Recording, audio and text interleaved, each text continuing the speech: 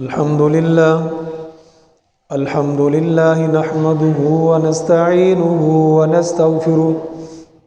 ونعوذ بالله من شرور أنفسنا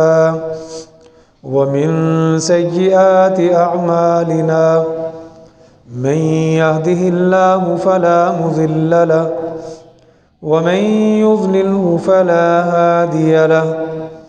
وأشهد أن لا إله إلا الله وحده لا شريك له وأشهد أن محمدًا عبده ورسوله يا أيها الذين آمنوا اتقوا الله حق تقاته ولا تموتن إلا وأنتم مسلمون يا أيها الناس اتقوا ربكم الذي خلقكم من نفس واحدة وخلق منها زوجها وبث منهما رجالا كثيرا ونساء واتقوا الله الذي تساءلون به والأرحام إن الله كان عليكم رقيبا يا أيها الذين آمنوا اتقوا الله وقولوا قولا سديدا يصلح لكم أعمالكم ويغفر لكم ذنوبكم ومن يطع الله ورسوله فقد فاز فوزا عظيما اللهم صل على محمد وعلى آل محمد كما صليت على إبراهيم وعلى آل إبراهيم إنك حميد مجيد اللهم بارك على محمد وعلى آل محمد كما باركت على إبراهيم وعلى آل إبراهيم إنك حميد مجيد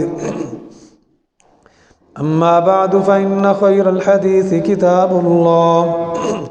وخير الهدي هدي محمد صلى الله عليه وسلم وشر الأمور محدثاتها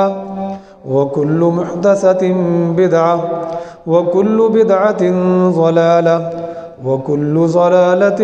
في النار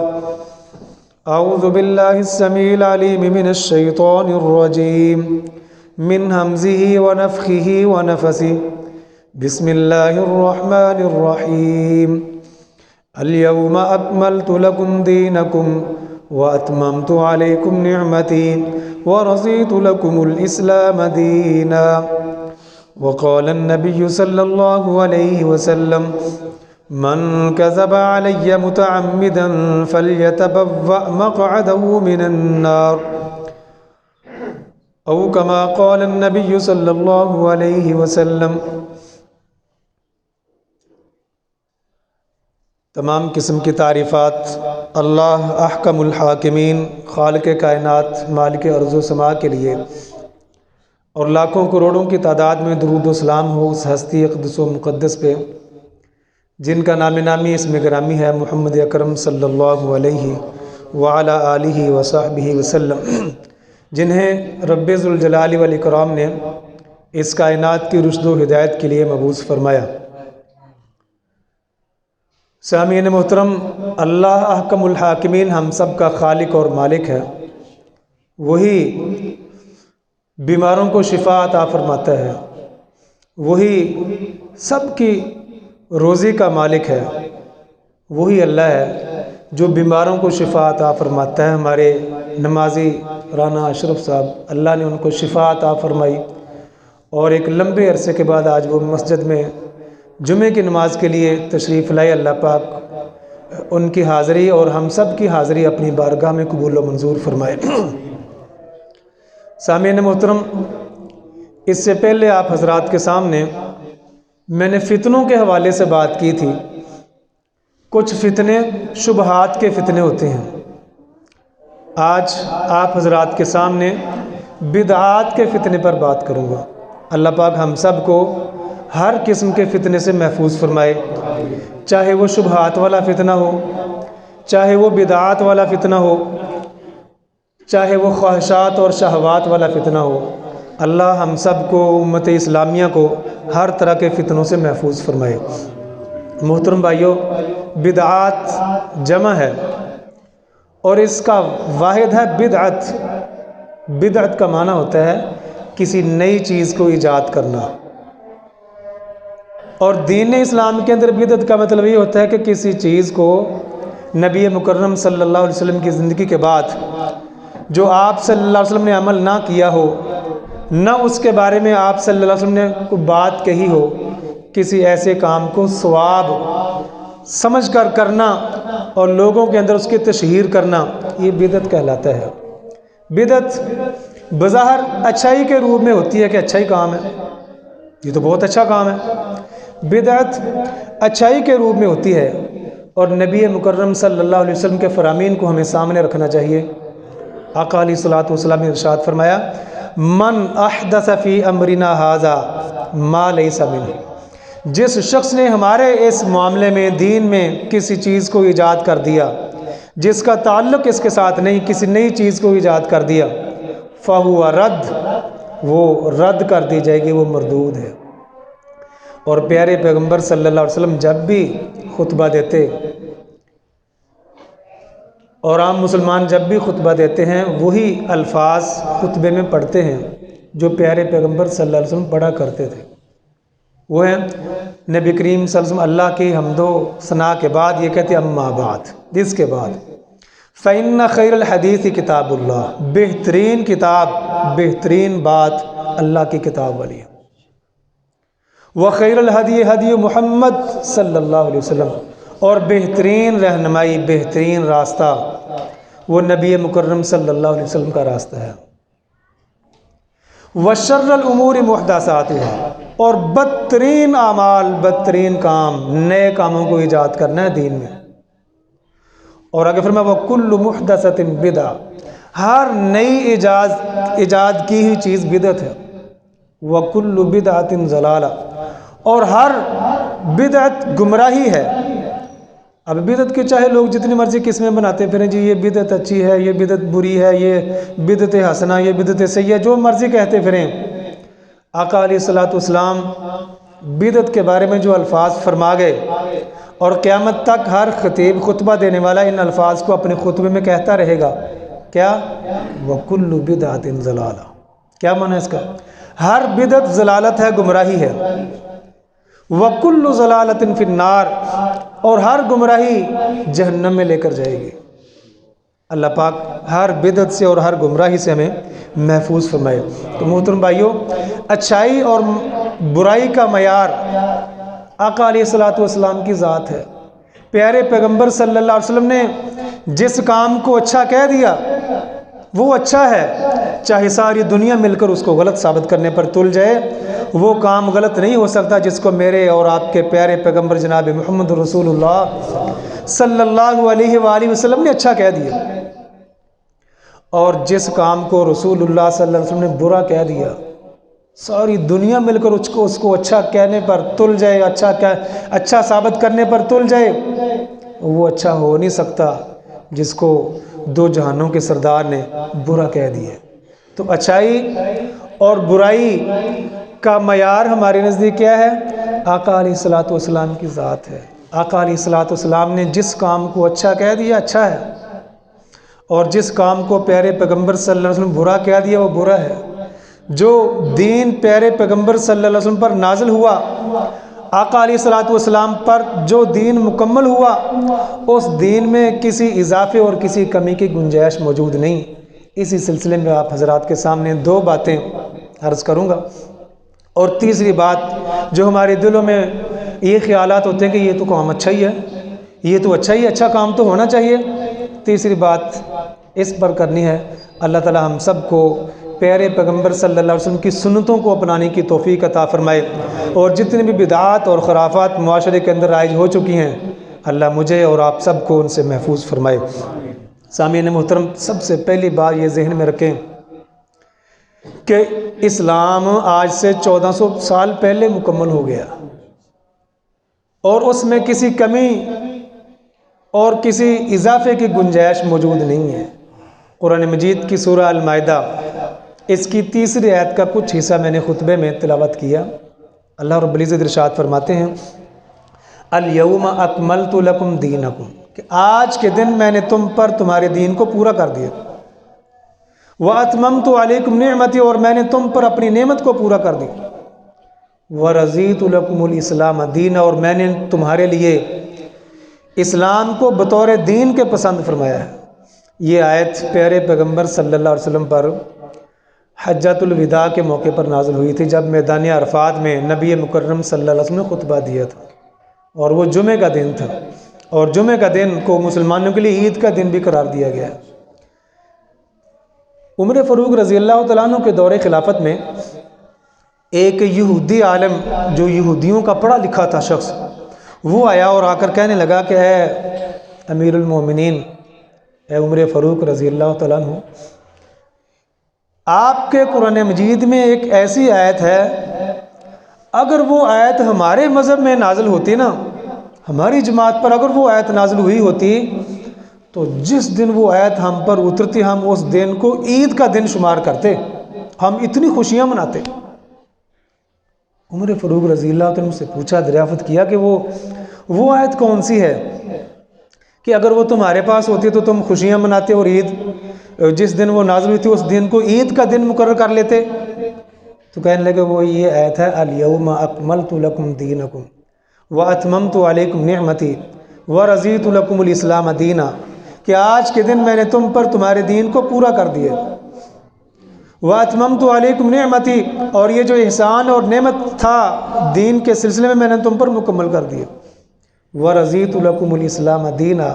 اور میں نے تمہارے لیے اسلام کو دین کے طور پر پسند فرمایا ہے۔ عمر فاروق رضی اللہ تعالیٰ نے اس کو کہا کہ جب یہ آیت نازل ہوئی تھی وہ عید کا دن ہی تھا، یہ حجۃ الوداع کے موقع پر میدان عرفات میں نازل ہوئی تھی،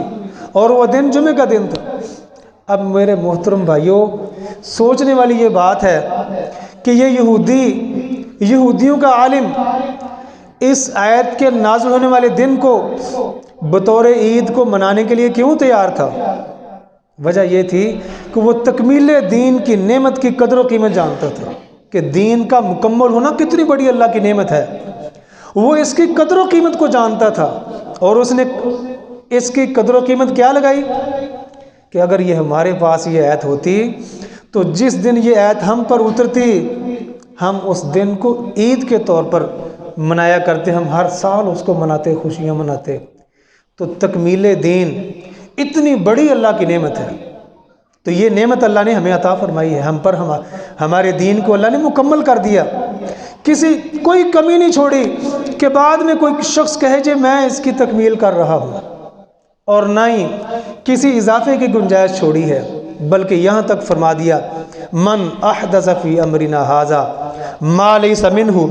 فہو رد، جس نے ہمارے اس دین میں کسی چیز کو شامل کیا اس کی شامل کی ہوئی بات اور شامل کیے ہوئے عمل کو رد کر دیا جائے گا، وہ عمل مردود ہے،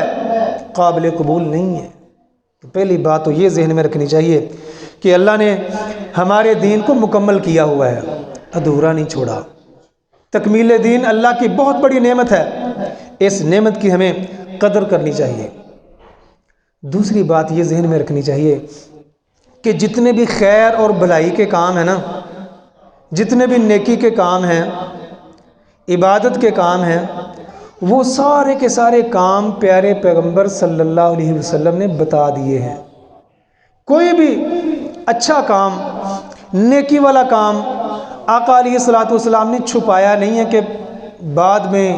یہ نیکی کا کام کسی ملا پر ظاہر ہوگا اور وہ ملا لوگوں کو بتاتا پھرے گا۔ آقا علیہ السلام نے کوئی بھی کام اچھائی کا، خیر کا، نیکی اور عبادت کا چھپایا نہیں، بلکہ جتنے بھی نیکی کے کام اور عبادت کے کام ہیں نا، پیارے پیغمبر صلی اللہ علیہ وسلم نے اپنی امت کو بتا دیے۔ اور اس کی دلیل یہ ہے، پیارے پیغمبر صلی اللہ علیہ وسلم نے ارشاد فرمایا ما ترکت شیئا مما امرکم اللہ بہ، میں نے کوئی ایسی چیز نہیں چھوڑی جس کا اللہ نے تمہیں کرنے کا حکم دیا ہو، الا قد امرتکم بہ، تو میں نے بھی اس کا حکم دے دیا، یعنی جو اللہ نے کرنے کا حکم دیا میں نے پھر اس کو چھپایا نہیں، میں نے بھی کرنے کا حکم دے دیا۔ وما ترکت شیئا مما نہاکم عنہ الا قد نہیتکم عنہ، اور کوئی ایسا کام نہیں جس سے اللہ نے منع کیا ہو تو میں نے بھی اس سے روک دیا ہے، کوئی ایسا کام نہیں کہ اللہ نے روکا اور میں نے نہ روکا ہو، یعنی جن سے رکنے کا میرے رب نے حکم دیا میں نے تمہیں روک دیا،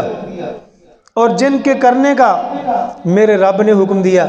میں نے ان کاموں کے کرنے کا تمہیں حکم دے دیا، کوئی بھی بات میں نے چھپائی نہیں، کوئی بھی چیز میں نے چھوڑی نہیں۔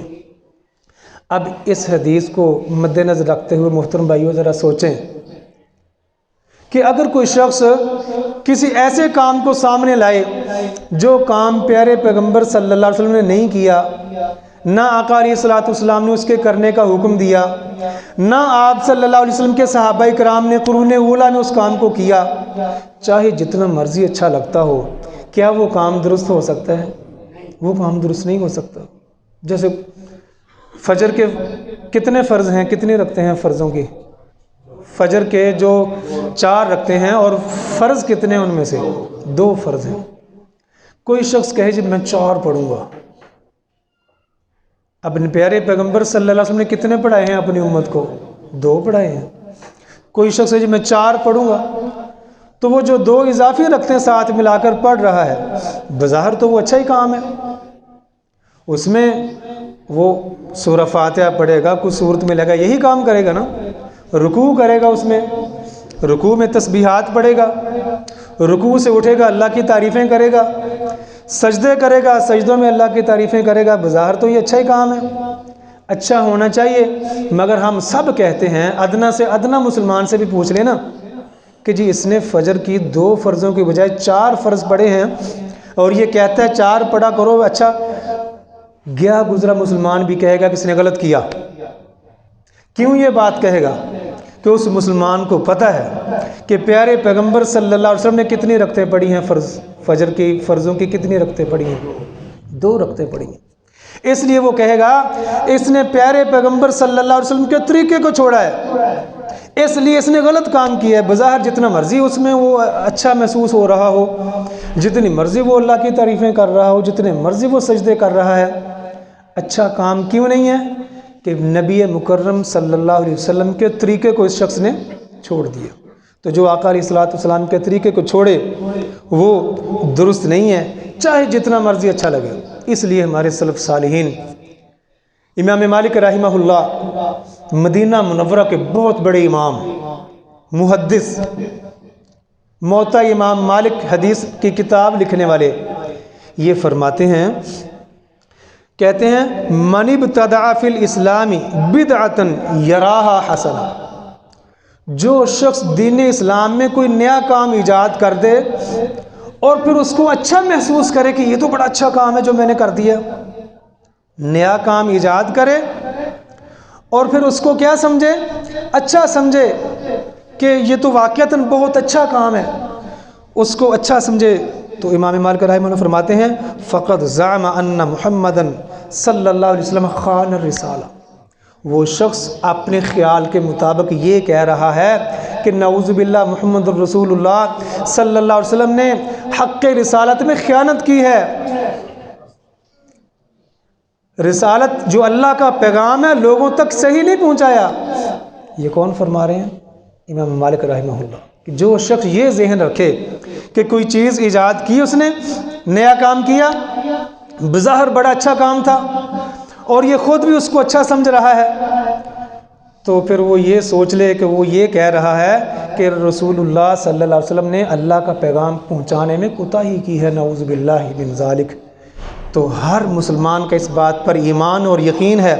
کہ رسول اللہ صلی اللہ علیہ وسلم نے اللہ کا پیغام پہنچانے میں کسی قسم کی کوتاہی نہیں کی، بلکہ اللہ کا پیغام پہنچانے کا حق ادا کر دیا۔ اور اس وقت سب لوگوں سے پوچھا جو موجود تھے، حل بلغت، کیا میں نے اللہ کا پیغام تم تک پہنچا دیا؟ تو سب نے کہا کہ ہاں آپ نے اللہ کا پیغام ہم تک پہنچا دیا، تو نبی کریم صلی اللہ علیہ وسلم پھر حکم دیا کہ پھر یہ پیغام جو یہاں پر موجود ہیں ان لوگوں تک پہنچا دیں جو یہاں پر موجود نہیں۔ تو قیامت تک آنے والے لوگ جو اس وقت موجود نہیں تھے، رسول اللہ صلی اللہ علیہ وسلم کا پیغام یہ ان تک پہنچتا رہے گا۔ آقا علیہ الصلوۃ والسلام نے اللہ کا پیغام پہنچانے میں بالکل حق ادا کر دیا، اور یہی حق ادا کرنے کے سلسلے میں رسول اللہ صلی اللہ علیہ وسلم نے بڑی تکلیفیں بھی اٹھائی ہیں۔ اپنی امت تک اللہ کا پیغام پہنچانے کے سلسلے میں بڑی تکلیفیں بھی اٹھائی ہیں، اللہ کا پیغام ہم تک پہنچا دیا۔ تو یہ جو میں نے آپ کے سامنے چند باتیں کی ہیں کہ ایک تو اسلام مکمل دین ہے، کسی کمی بیشی کی گنجائش موجود نہیں ہے۔ دوسری، ہر اچھے کام کا حکم رسول اللہ صلی اللہ علیہ وسلم دے چکے ہیں، کوئی بھی ایسا اچھا کام نہیں ہے جو آپ نے چھپا لیا ہو۔ اس کے پیش نظر یہ ذرا سوچیں کہ کیا دین اسلام کے اندر کسی اچھے کام کو ایجاد کرنے کی گنجائش موجود ہے کہ اچھا کام ایجاد کر دو اور کہہ دیجیے دیکھو جی اچھا ہی کام ہے؟ اچھا کام کہہ کر کسی نئی چیز کو لوگوں کے سامنے پیش کرنا اور ان کو عمل کی تلقین کرنا، کیا پھر اس بات کی گنجائش موجود ہے؟ یقیناً اس کی گنجائش موجود نہیں ہے۔ اب 2-3 مثالیں اس کی دیکھ لیں۔ رسول اللہ صلی اللہ علیہ وسلم کے دور میں پیارے پیغمبر صلی اللہ علیہ وسلم کے 3 صحابی اماں عائشہ رضی اللہ تعالیٰ عنہ کے پاس آئے، آ کر رسول اللہ صلی اللہ علیہ وسلم کی عبادت کے بارے میں پوچھا کہ پیارے پیغمبر صلی اللہ علیہ وسلم کیسے عبادت کرتے تھے؟ تو بتایا گیا کہ آپ سے تم رات کو قیام بھی کرتے تھے، روزہ بھی رکھتے تھے، یعنی آپ کی عبادت یہ بتائی گئی۔ تو ان تینوں صحابہ نے یہ ارادہ اپنے ارادے کا اظہار کیا۔ ایک شخص نے اس ارادے کا اظہار کیا کہ میں ہر روز قیام کیا کروں گا، سوؤں گا نہیں ذرا بھی۔ اب رات کے قیام کی کتنی اہمیت اور کتنی فضیلت ہے ہر شخص جانتا ہے۔ دوسرے شخص نے اس ارادے کا اظہار کیا کہ میں جناب ہر روز روزہ رکھوں گا، میں نے کبھی روزہ نہیں چھوڑنا۔ اب روزہ رکھنا کتنی بڑی عبادت ہے، کتنی عظیم عبادت ہے، اور وہ یہ عبادت کرنے کا اظہار کر رہا ہے۔ اور تیسرے شخص نے اس ارادے کا اظہار کیا کہ میں بیوی بچوں کے کاموں میں مصروف نہیں ہوں گا، میں تو اللہ کی عبادت کے لیے اپنے آپ کو وقف ہی کر لوں گا، نہ میں شادی کروں گا اور نہ بیوی بچوں کے کاموں میں مصروف ہوں گا، لہٰذا میں نے اللہ کی عبادت کے لیے اپنے آپ کو وقف کر لیا۔ اب مجھے میرے محترم بھائیوں سن لیں میری بات، ایمان سے بتائیں کہ ان تینوں صحابیوں نے جس کام کے کرنے کا اظہار کیا، کیا وہ کام اچھا نہیں تھا؟ اچھا تھا نا، اور بہت اچھا تھا۔ نبی کریم صلی اللہ علیہ وسلم جب اپنے گھر تشریف لائے، اماں عائشہ صدیقہ رضی اللہ تعالیٰ عنہ نے صحابہ کرام کے اس ارادے کا اظہار کیا کہ آپ کے ساتھی آئے تھے اور یہ باتیں کہہ کر گئے۔ تو نبی کریم صلی اللہ علیہ وسلم نے خطبہ دیا، لوگوں کو اکٹھا کیا اور فرمایا کیا ہے ہو گیا لوگوں کو؟ لوگ ایسی باتیں کرتے ہیں کہ جناب روزے ہی رکھتا رہوں گا، رات کو قیام ہی کرتا رہوں گا، سوؤں گا نہیں، کوئی کہتا ہے میں شادی نہیں کروں گا۔ اور فرمایا اپنا نمونہ پیش کیا، نبی مکرم صلی اللہ علیہ وسلم نے اپنا نمونہ پیش کیا، کہا کہ میں روزہ رکھتا بھی ہوں، روزہ چھوڑتا بھی ہوں، میں رات کو قیام بھی کرتا ہوں، رات کو سوتا بھی ہوں، میرے جسم کا جو حق ہے وہ بھی ادا کرتا ہوں۔ اور فرمایا میں نے شادیاں بھی کی ہوئی ہیں، اور اگلے الفاظ کہے ہیں، فرمایا فَمَن رَغِبَ عَن سُنَّتِي فَلَيْسَ مِنِّي، جس نے میری سنت سے منہ موڑا اس کا میرے ساتھ کوئی تعلق نہیں ہے۔ اب دیکھیں ہم مسلمان 27 رجب کی رات کو عبادت کرتے ہیں، اور آج 27 رجب ہے اور مسلمانوں نے آج روزہ رکھا ہوا ہے، یہ سمجھ کر کہ یہ رات جو گزری ہے عبادت کی رات ہے اور یہ جو دن ہے یہ روزے کا دن ہے۔ اب ہمیں کیسے پتہ چلے گا یہ رات عبادت کی اور یہ دن روزے کا ہے؟ نبی مکرم صلی اللہ علیہ وسلم کی سیرت سے، آقا علیہ الصلوۃ والسلام کے فرمان سے پتہ چلے گا۔ اگر پیارے پیغمبر صلی اللہ علیہ وسلم نے یہ بات ارشاد فرمائی ہے، ذخیرہ حدیث میں ہمیں دیکھنا چاہیے، اگر آپ صلی اللہ علیہ وسلم نے یہ بات کہی ہے کہ 27 جو رات ہے 27ویں رجب کی، وہ ساری رات جاگنے کی اور عبادت کی اور اتنا ثواب ہے، پھر تو پوری امت مسلمہ کو اس رات ایسے ہی عبادت کرنی چاہیے جیسے قدر کی رات کو تلاش کر کے ہم عبادت کرتے ہیں۔ اور پھر اگلے دن کو اسی طرح اہتمام کے ساتھ روزہ رکھنا چاہیے۔ لیکن یاد رکھو میرے بھائیوں، اگر پیارے پیغمبر صلی اللہ علیہ وسلم نے ایسی بات نہیں کہی، اور یقیناً نہیں کہی آپ نے ایسی بات، اگر نہیں کہی، ہم اپنی مرضی سے اس کو دین کے اندر ایک نیکی سمجھ کر اضافہ کر دیں، تو یہ جو میں نے آپ کے سامنے باتیں کی ہیں، ان صحابہ کرام نے بھی نیکی کا ارادہ کیا تھا کہ میں روزے رکھوں گا، میں قیام کروں گا، لیکن پیارے پیغمبر صلی اللہ علیہ وسلم نے فرمایا تھا فَمَن رَغِبَ عَن سُنَّتِي فَلَيْسَ مِنِّي، جس نے میری سنت سے، میرے طریقے کو، میرے راستے کو چھوڑا، اس کا میرے ساتھ کوئی تعلق نہیں ہے، وہ اپنی نیکیاں نہ شمار کرے۔ 27 نبی کریم صلی اللہ علیہ وسلم کو اللہ نے معجزہ عطا فرمایا، معراج کروایا، لیکن تاریخ کے اندر یہ بات مختلف ہے، اس میں اتفاق ہے ہی نہیں کسی بات پر کہ کون سی تاریخ کو کروایا تھا۔ معراج ضرور ہوا، مگر تاریخ کون سی ہے اس میں اختلاف ہے۔ اللہ تعالیٰ ہم سب کو پیارے پیغمبر صلی اللہ علیہ وسلم کے طریقوں کو اپنانے کی توفیق عطا فرمائے، بدعات اور خرافات سے ہم سب کو محفوظ فرمائے، آمین۔ وآخر دعوانا الحمد للہ رب العالمین۔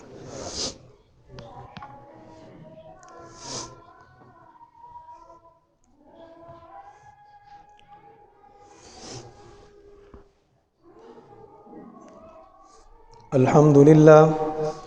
لله نحمده ونستعينه ونستغفره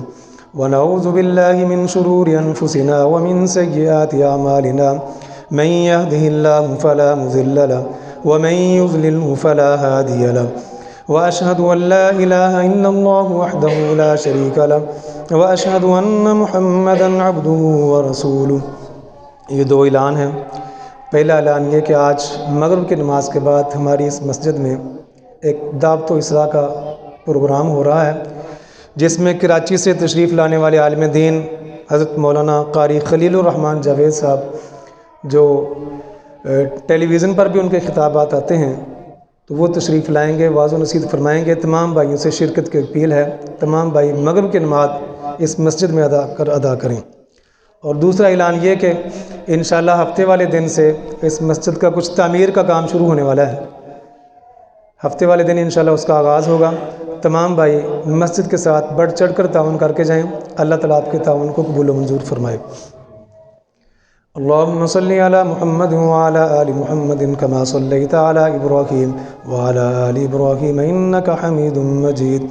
اللہم بارک علی محمد وعلی آل محمد کما بارکت علی ابراہیم وعلی آل ابراہیم انک حمید مجید۔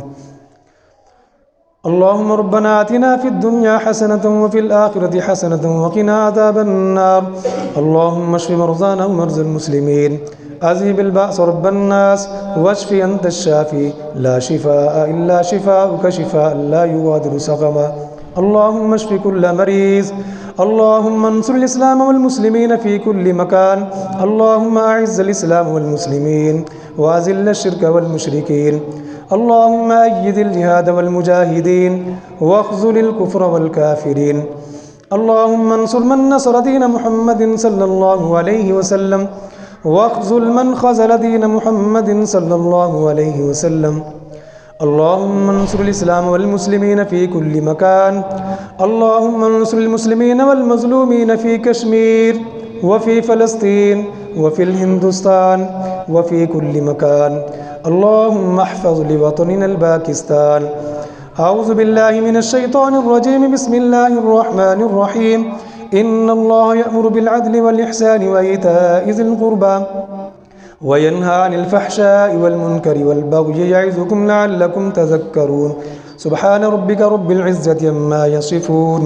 وسلام على المرسلين والحمد لله رب العالمين۔